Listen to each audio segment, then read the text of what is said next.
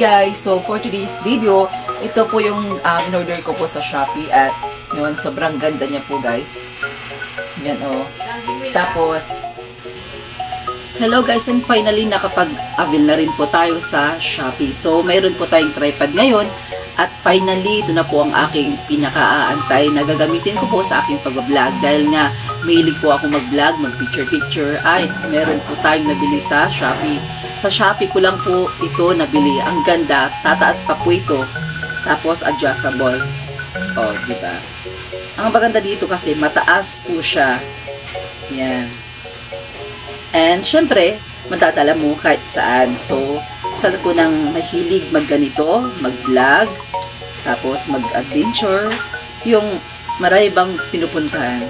Ito na yung pagkakataon nyo para masukat ang kakayahan yung mag-video-video at mag-vlog. So, dahil nga sa Shopee ko po ito nabili, mayroon siyang box. Hindi lang po box ang meron siya, guys. Hindi lang po box ang meron siya. Dahil mayroon po siyang dash bag. O, diba? Safe na safe. Bago ito binuksan kanina, ay nakita ko po agad ang kanyang stand. Ito.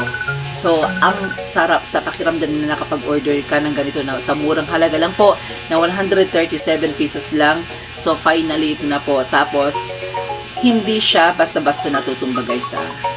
Ito na po yung kalaki niya, guys. So, malaki po siya talaga. Tapos, ang maganda dyan, diba, na-adjust siya. Tapos, pwede na, syempre na-adjust, pwede natin siyang palitin ng ganyan, oh. Para makita nyo naman. Yan, palitin natin siya. Yan, guys.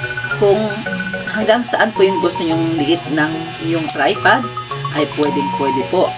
Pwedeng-pwede rin po itong gamitin kahit saan kayo magpunta.